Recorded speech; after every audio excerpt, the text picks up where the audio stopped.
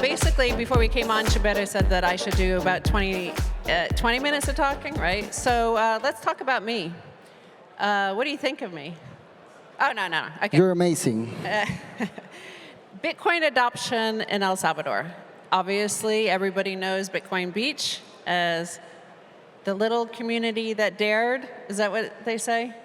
Something like that. 2 years later, after the Bitcoin law came into effect, September 7th, what do you feel today about that journey of 2 years? Of how far have we come in terms of Bitcoin adoption? I think it's really remarkable to see how the country has been transformed during that time. I had lived in El Salvador on and off for the last 20 years, pretty much full-time for the past 10 years. My kids grew up there, and it was a very different place than it is now. It used to be to ask people to come visit you in El Salvador, they would be scared and say, hey, there's no way, I would never go there. Now I get calls nonstop from people I don't even really know that well saying, hey, we want to come down, we want to stay. We've heard all these amazing things. And so that's why it's frustrating to me when you hear the press or people say, oh, it's a failure because not everybody is using Bitcoin, or it hasn't really helped the country.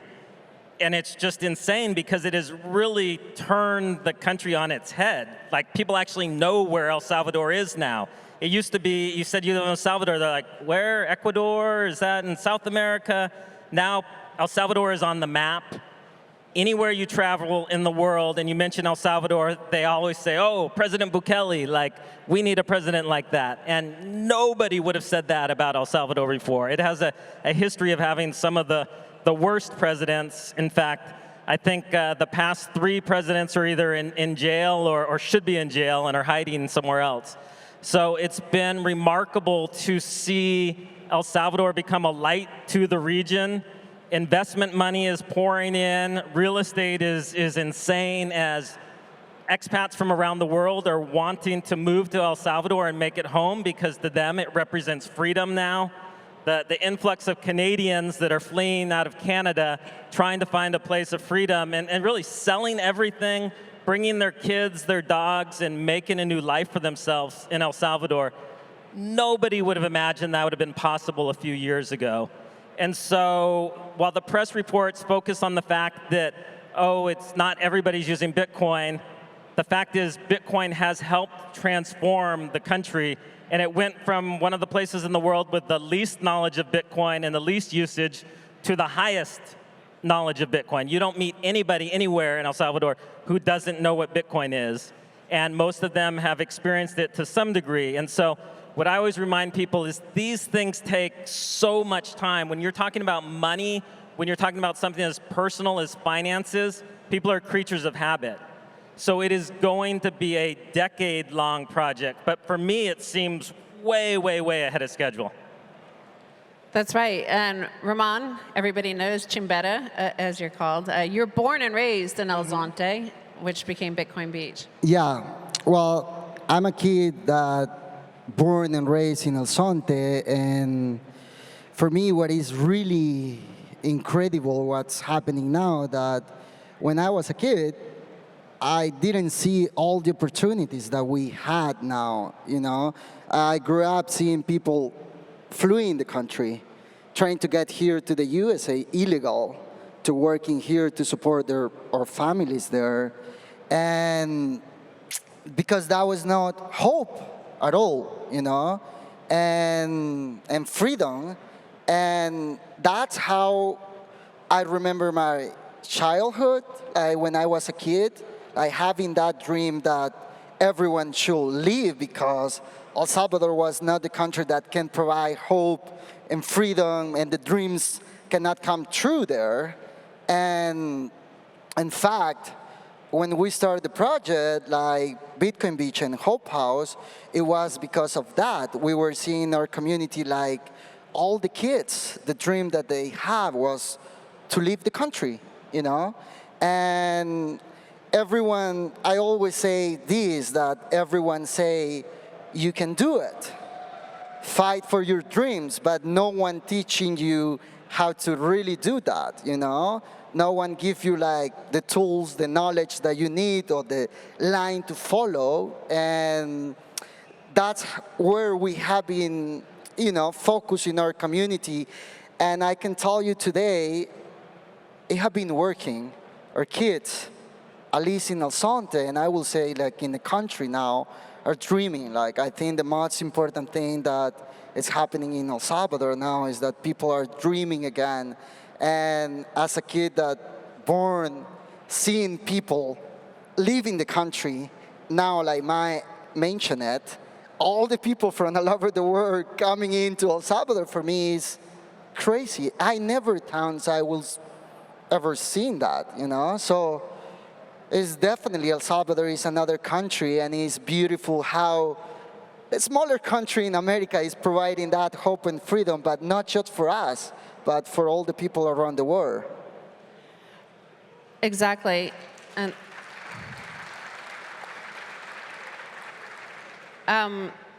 of course, that hope, that freedom, that economic liberty, that policy, it's really the adoption by President Bukele. You know, he plays a large part of it. It's not just Bitcoin or Bitcoin Beach. It's a guy who rose to the occasion. When he announced Bitcoin legal tender, it turned all of the world's media. It turned the entire globe to little El Salvador. And he rose to the occasion, right? He was the president of a small country, which was now great. Like, the amount of press attention that El Salvador receives is as if it's like a Germany-size economy. Like, it's important now.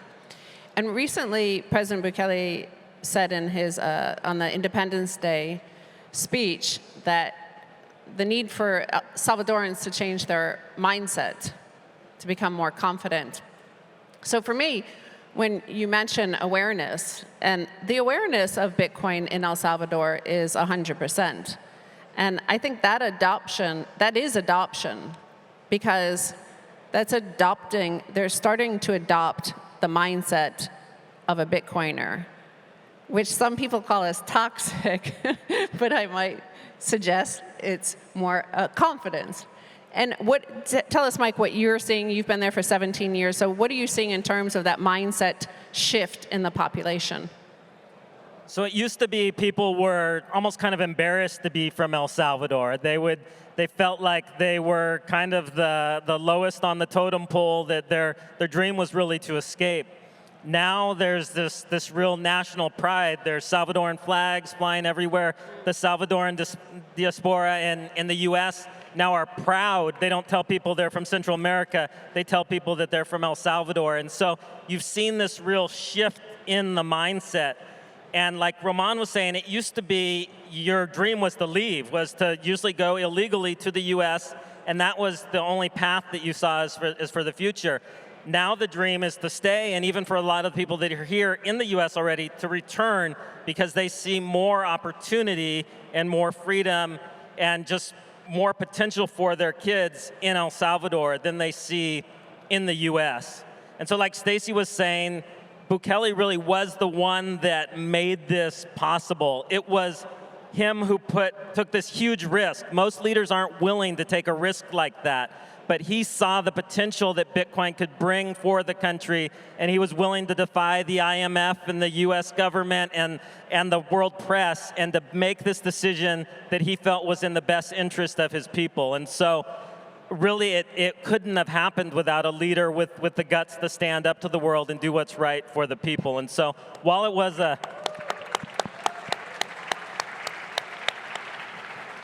while Bitcoin Beach is a grassroots community effort, what has happened on the national scale couldn't have happened without leaders willing to take it to the next level. That's amazing, and I really believe that. And you know, you see it when you're there. We always say, don't trust, verify. And when I first arrived in El Salvador, well, first, when I was on the runway in Miami, I sent a DM to my uncle, and I said, I'm about to die. And he's like, why? What's going on? And I said, I'm flying to El Salvador. And he goes, why? And I was like, I don't know. There's like a Bitcoin conference there, and apparently I'm going to die because it's so dangerous. But when I arrived there and I met you, Ramon, you know, all I had read is it is dangerous and that President Bukele was a dictator. And you talking about President Bukele to me really like blew my mind in terms of just how what he had done for the country had transformed you, had in terms of how your opinion about El Salvador and the future was for you. I think a great leader inspires other people to stand up and want to work in the small scale, right? We're talking for our community, and I think having a great leader in our country, that is something that I think one of the most important things is the hope and the pride that Maya was talking, that as a Salvadorian, we get back and we feel proud to be Salvadorian, and we start to believing that things are possible, that we're small country, but we can be big too, you know? Mm-hmm. And that mindset that things are possible, and that most of the people around the world thinking that countries like El Salvador are a poor country, and that mindset getting into the people, and we grew up thinking that we are poor and we have to be poor, and if we want to matter in life, we gotta live. I think he cut that, and he made people dream again, and that's beautiful, you know? That's beautiful to see that change. And for me, in our communities, like, I think Bitcoin is also like that hope, you know, that we never had before. Like in El Sonte, in Bitcoin Beach, 90% of the people were excluded from everything. 90% of the people didn't have access to a financial system, not bank account, not access to transact digitally, not access to do nothing, you know? And I think that seeing now those changes now and connecting that reality to our past generations is because my parents, my grandparents, they didn't see, they even thinking that dreaming was possible, you know? And connecting those thoughts to their life, everything makes sense why they didn't change their reality, because they were not opportunities, because the leaders that we had wants to keep us in that mindset, you know? And I think what's happening now in El Salvador is everyone should come and check it out. And like Stacy said, don't trust, verify, because you will hear like a lot of things, but what is happening in El Salvador now is incredible, and is gonna go down in history. Well, personally, it's gonna go down in history, but I think our country is gonna go down in history as you can be the small country in the world, well, not in the world, in America, but you can show how you can do the right things for your people.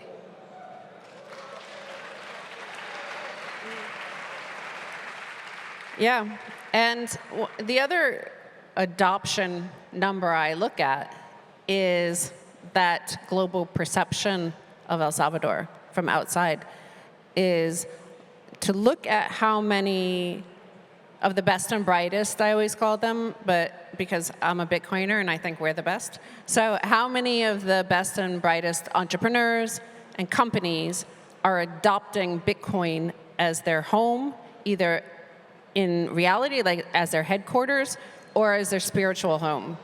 So what do you think of that in terms of that sort of flow of people moving into El Salvador? Really, the flow of people in El Salvador is unprecedented, I think, in modern days. It's kind of like when the Europeans were flooding into the U.S. and saw this as a land of opportunity before we destroyed the country. And that's what it is in El Salvador now. We see all of these people flowing in. And one of the funnest things for me this last year, and I'm going to shill our podcast here, the Live from Bitcoin Beach, but we get to interview all these people, both Salvadorans who are starting businesses and are really transforming the Bitcoin ecosystem, and then foreigners from around the world that have picked up and moved their families and are starting over and kind of see themselves as pilgrims that are coming to this new place of opportunity. And to hear their stories and to see the excitement in their eyes, it energizes me. Like, they see the opportunity. They say, back home it seems dead, it's just regulation and red tape, but here we see a government that wants us to thrive, wants to say yes, wants to see lives improve for the people. And so it's energizing. You feel like you're on a nonstop high there, that people are actually, this is what it feels like when people are excited about the future. And so for me, it's just been amazing to see. 5 years ago, you never could have predicted that. 5 years ago, it was a little over 5 years ago, my neighbor lives right in front of me, was shot 40 times.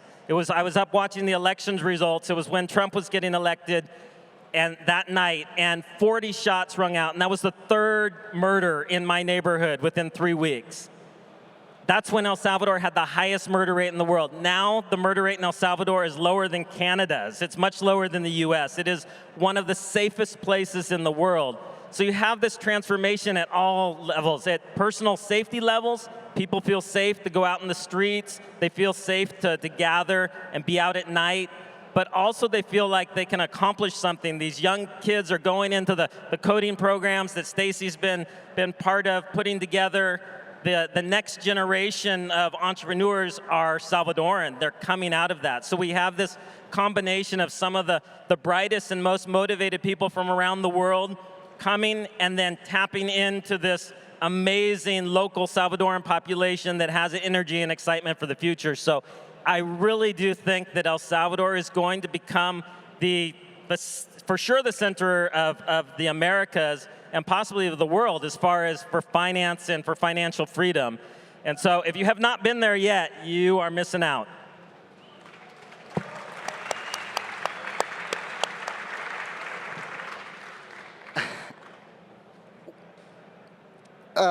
Everyone, when we met people here, they say like, but is Bitcoin working in El Salvador? How is the Bitcoin adoption? What the government is doing for Bitcoin education in El Salvador, how we're teaching our next generations about Bitcoin.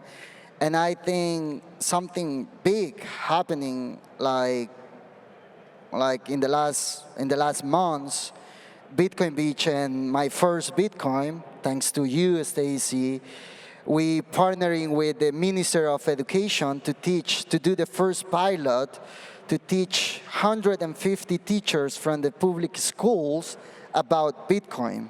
And they will go back to their schools and teach the students about Bitcoin, you know? So that's like, what else in the world? What in another country the students are learning something that really they can use to change their life? Because what we're teaching our kids now in the public schools, I don't think so works anymore. It used to work like 50 years ago, but I think you will agree that what the schools are teaching to the students now, I don't think it makes sense. But seeing that in El Salvador is the next generation, I think they will have the tools and the knowledge to really don't have to leave El Salvador and stay there, and that's what we're seeing, you know. Another thing that I would love to tell you, companies from El Salvador, people from El Salvador building Bitcoin companies, you know, and exporting Bitcoin technology around the world. We have as of Bitcoin here, we have Tianqi here, we have K1, you know. And when you see people like Jack Dorsey saying many of the things that we will use in the future is building now in El Salvador. And that's true, and that's huge, you know? It's like, I feel so proud to be part of this, you know? Yeah. Yes, actually, I encourage everybody to go check out the El Salvador booth. It's put together by ASO Bitcoin. We have Chorrito Cafe, of course. Everybody needs to have the best coffee in the world is from El Salvador. And I didn't realize that until I moved to El Salvador. Now I'm addicted to it, and every coffee elsewhere, it tastes too weak and horrible. We have K1, which is an amazing invention out of El Salvador based on what the local needs are. So Edgar Borgia created this ATM where the minimum is like 10 cents. You could put a 10-cent coin in there and receive Bitcoin over Lightning. So that's being distributed across El Salvador, but built in El Salvador and exported to El Salvador, from El Salvador. So you have a made in El Salvador is the new sort of made in America, as that used to be great at one time. But you mentioned, that I helped you with the Bitcoin Beach and Me Premier Bitcoin getting into the public education system. Now, this is another interesting thread is this, bottom up versus top down, the, circular economy versus, running the big nation state economy. How do you feel about the relationship between Max Kaiser and I are in San Salvador and we work for the president and, we're implementing things like the Bitcoin office, Bitcoin embassies in Lugano. Describe how you feel on your side. I obviously know how I feel on my side, but how you feel on your side in terms of being the community-driven Bitcoin adoption and what your interactions with the state government. They're 100% synergistic. I mean, we're true believers in circular Bitcoin economies coming from the bottom up. But if you're fighting against the government that's trying to stop you, that's going to be much more difficult. In El Salvador, they've supercharged this. We would never be at this level. There would never be this level of adoption. There would never be this level of opportunity if it hadn't come from the government. We're realistic in our abilities. We're a small project, so that's very different than what the government can do. So we don't at all view them as competition. And you and Max coming into the country has really helped show that to the world. And so I think you guys have served as the bridge between the Bitcoin community and the government in El Salvador, helped make sure that the government in El Salvador kept the shitcoiners out, which I know is a full-time job for you, Stacy. So, which, by the way, I think they did a survey before on how much awareness there was of Bitcoin, and it was 99+%, and Ethereum, it was 1%. So you guys are doing an amazing job there. It's Thank you. It's hard work. We need more Bitcoiners down there to come help out. So I think, and my hat's off to you, because I know that that's not always a fun job, and you can never stop, because they're always trying to, you close one door and they're trying to get in through the cracks. And so my hat's off to Stacy and Max of doing a good job of making sure that this isn't hijacked and taken off in a different direction, but also that the government is supported and that the Bitcoin community supports what the government's doing. Yeah, 100%. One of the things that is really exciting for me is to see all the Bitcoiners that want to come and support El Salvador, it's incredible. I met with a lot of people, and when I sit with them, it's I don't have to do it, but I want to do it because I want to be part of history, and I think El Salvador, the government, for entrepreneurial people that have companies or want to invest in El Salvador or want to meet to El Salvador, I don't think there is another friendly environment from the government, to receive everyone, and welcoming everyone. It's everyone is saying what you want to do. If it makes sense, we want to support, and that means you can meet with the ministers, you can meet with the institutions that regulate anything that you want to do, and everyone is ready to help, So that is incredible, that feeling and that energy that you can get from the government, And I'm very much a small as possible government, very skeptical, but I continue to be amazed at the people that are in this government, that they see the bigger picture, they actually want to work for the people. Many of them have taken big pay cuts to come work for the government, and they're working 60, 80 hours a week pushing things forward. So while I never put my faith in any government, I am amazed at what this government is doing. Well, because it's a leader, right? And I kind of predicted that would happen in El Salvador when President Bukele first announced Bitcoin legal tender, was that Bitcoin is perfect money, as perfect as the florin was at its time. And you saw what the florin did to florins, but it also required, they had the perfect money, which made them wealthier and wealthier, but then they got like the perfect leader with Lorenzo the Magnificent.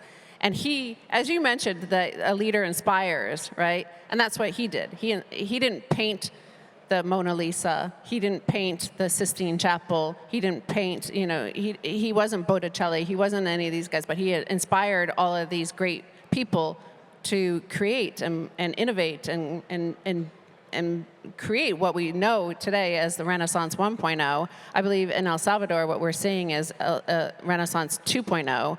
And it is drawing in a lot of the great and the best in the world. As you mentioned, like here at the conference is the new head, the president of our Digital Assets Commission. So he is one of the diaspora brought in from Canada, inspired to move back to El Salvador, just like many of the people joining El Salvador as entrepreneurs, like Edgar Borgia of K1, like regulators coming to work for the government on Bitcoin policy, are Salvadorans returning for the first time. Gerson Martinez has just joined us as the CSO at Volcano Energy. So he's returning as a diaspora from Maryland. He's getting his passport now. Yeah, like we've met so many people who have been eligible for their passport, their Salvadoran passport, since they were born in America, but they never got it until like 40 years later now. But there was a question in there, and I forgot where did I start this conversation? But in the last few minutes, like, where do you see the future going? What are you looking for over the next year? I mean, the Digital Assets Commission, by the way, and the Digital Assets Law, so now we can start building capital markets on top of Bitcoin, which I think is a really important next step to being that Singapore of, Latin America. I see these things as just stacking on top of each other.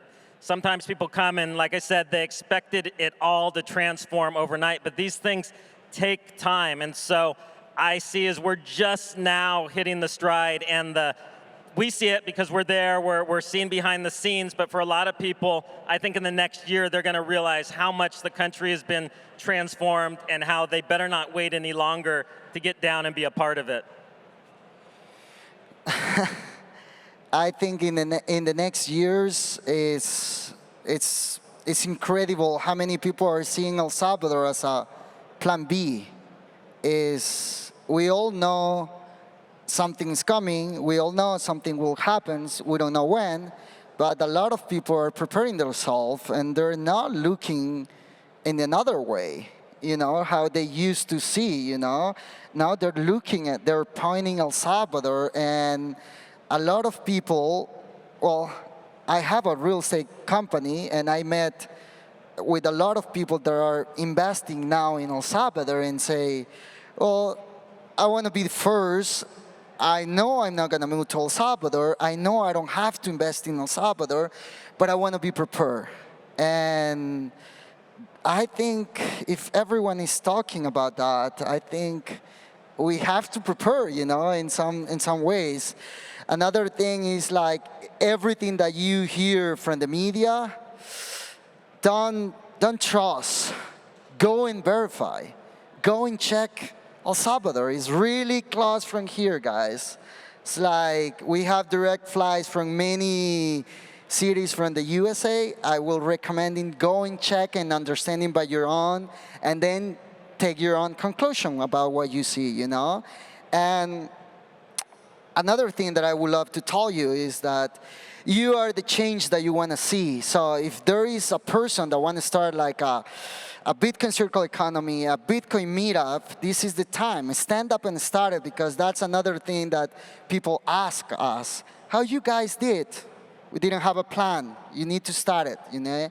You need to wake up and start it. And if you want to see a change, well, you are that change that you want to see in your community, and we all can help.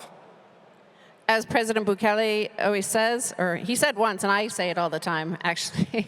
It feels like it's him in my head speaking. But he said, where El Salvador is going is to the place we want to be. Yeah. So it is really still early. You can come help build Renaissance 2.0. So don't trust, verify, and come join us at El Salvador.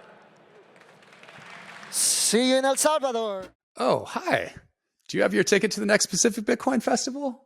Join us as we shine a light on the best of Bitcoin and Bitcoiners. Visit pacificbitcoin.com for the best deal on tickets now.